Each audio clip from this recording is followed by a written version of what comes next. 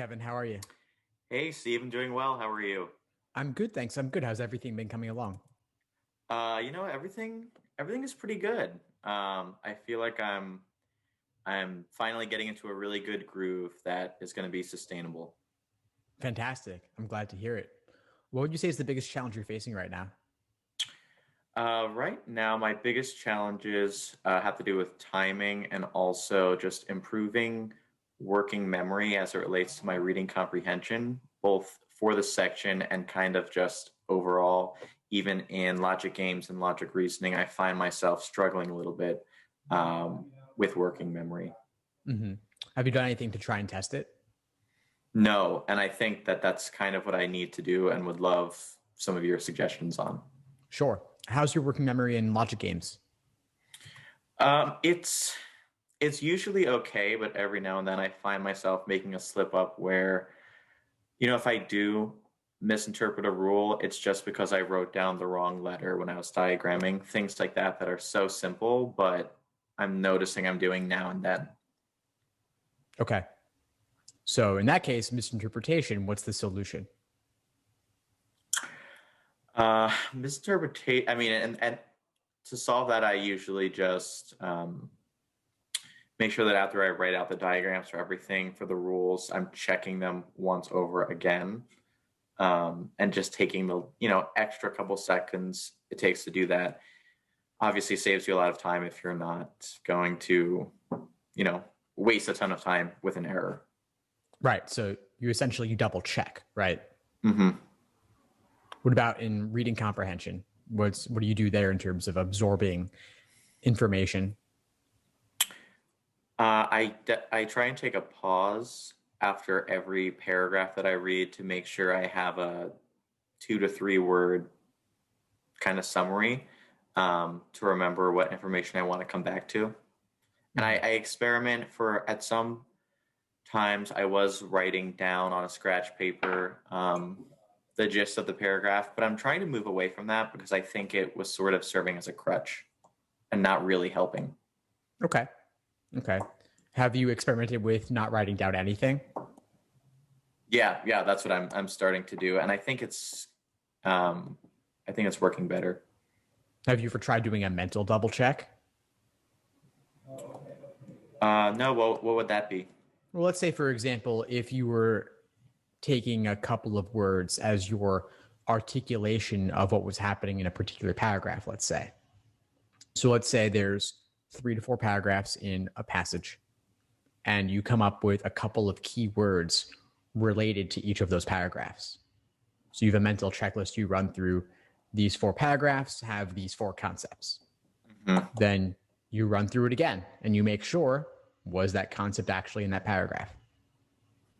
Oh, I see, I see. Yeah, that sounds like a great thing that I can try. And we could see if it is an issue of misinterpretation and misremembering, or potentially just going blank on it. Mm. They have different consequences. If you misinterpret, that's, in my view, enormously problematic because then you can confidently choose something wrong. Right. If you just don't remember, well, the solution would then just be to go back. Mm-hmm. Mm-hmm. Yeah, that makes a lot of sense. Then there's the question of whether you even need to improve the short-term memory, the working memory in reading comprehension, or could you have an alternative strategy where you just go back a lot? Yeah, that's definitely what I do right now is that I go back a lot and I kind of, after I've done my initial read, quickly read the chunk really quickly. But I don't know, I just, because I am generally running out of time, I wonder if that is not the best strategy for me. But I don't know. I guess it's going to take some more trial and error. Exactly. I mean, reading comprehension, there's different valid methods. Hmm. And the key is just to experiment and see what feels good and what gets you the most points. Right, right. Personally, I like to go back a lot. I like to confirm little details. Okay. Other people may feel confident in everything they got up front and they don't make mistakes and don't need to go back as much. So you do think that there is a path for success that involves going back frequently. Yeah, there is a path for that. And that's my personal path. I go back a lot for things to confirm little details. But what makes that work for me is I can quickly scan and find the key words and phrases I need. Mm-hmm. Yeah, that makes a lot of sense. And that's what I'm trying to do. I do like the highlighter tool. I know maybe it's a little bit too slow, but it's when there's a really convoluted sentence, I like that I can just highlight the core of what that sentence is, and it makes it so much easier to come back and remember what the paragraph was trying to say. Yeah, well, that's a personal strategy style, and there's nothing wrong with that. Mm-hmm. As long as it works for you and you've tested it under timed conditions and it goes smoothly. Mm-hmm. Okay. Yeah, I'll keep testing it out. Awesome. What else is going on for you? So right now I finally had my first breakthrough this past weekend where I got into the low 160s after months of being in the mid 150s. And of course, I know this isn't exactly linear progress, but I'm still taking the win and pressing forward. And I've gotten through a lot of the 2-month curriculum that you sent out. I had already taken a Manhattan prep course before, so I didn't as diligently go through all your lessons, but I'm using them to reference. But I really appreciate the structure of the time sections, doing just questions of specific question types in a row, especially for logical reasoning. And so it's all good. I think I'm at the point where I just need to do as many time sections as possible because I'm not as good with my timing as I wish I was. I'm in all the sections. I'm still kind of rushing through or guessing on the last, let's say 3 to 5. And I think I really need to get over that next, especially like in logical reasoning. I feel like I have great accuracy, except for the ones that I'm rushing through. And that's where I'm getting 5 wrong. And if I could turn that 5 into a 3, that would totally change my score. Yeah. So that's the thing to work on with pacing, and just to make sure in logical reasoning, for example, you can blast through the easy ones, have a time bank built up for tougher ones later. And the same is true of other sections as well. There is an general order of difficulty, but in logical reasoning, it's a lot more apparent. Mm-hmm. Yeah, it's funny. I'm finding with reading comp and logic games that I'm better off just kind of going start to finish. When I've tried things like, do the one that has the most questions because that has the most points associated with it, and somehow it just always chokes me up. I don't know why. I'm better off just doing those earlier, easier questions with a fresh brain and getting all those points. But then logical reasoning is where I am varying it up more, and if I know that I struggle on a question, I'm just skipping it and leaving it to the end, even if it's kind of early. So yeah, that's the current strategy.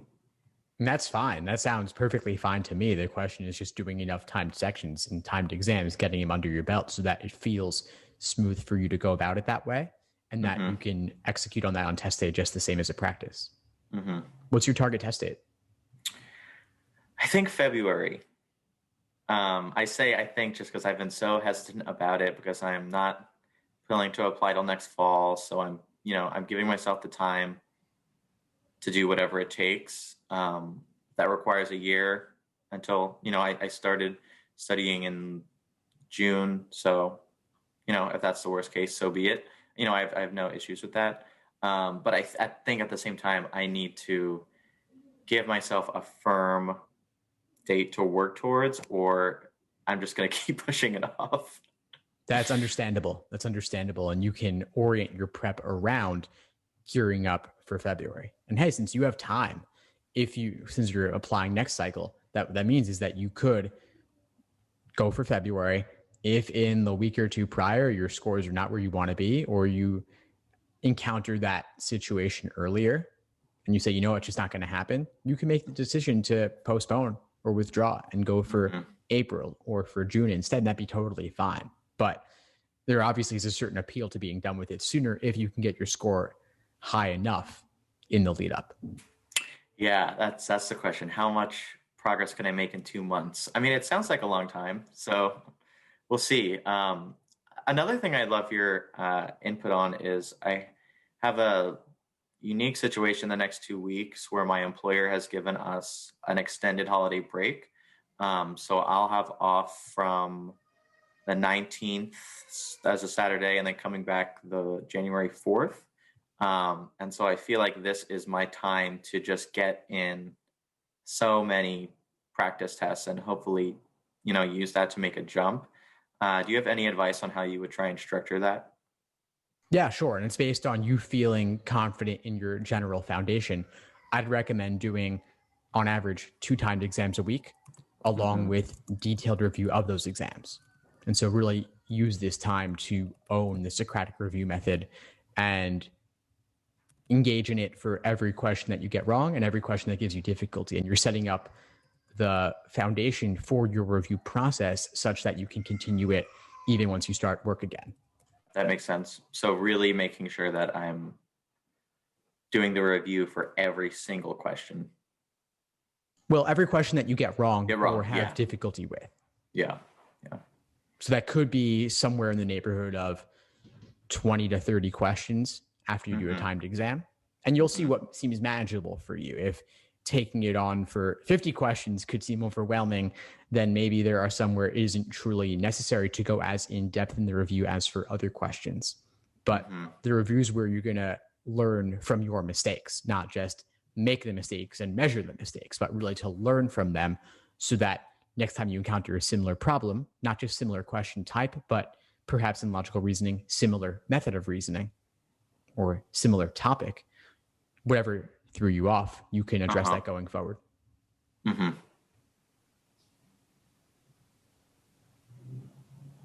Okay. Yeah, that sounds really good. Yeah, of course. Anything else for today, Kevin? No, I think those are the big things I wanted to address, and I kind of appreciate all your input. Yeah, of course. No, I'm glad to help. And we'll continue working through the Socratic Review Method in class. And so that'll give you some ideas about how to go about it on your own. And if you have any questions or suggestions, definitely feel free to reach out. All right. Sounds good. Thanks, Steve. Definitely. Of course. I'll see you in class. Thanks for tuning into the show. Please subscribe if you haven't done so already to be notified of new episodes as I release them. And feel free to reach out if you need anything at all as you move forward with your prep. I'm happy to help however I can. In the meantime, I'll wish you all the best and take care.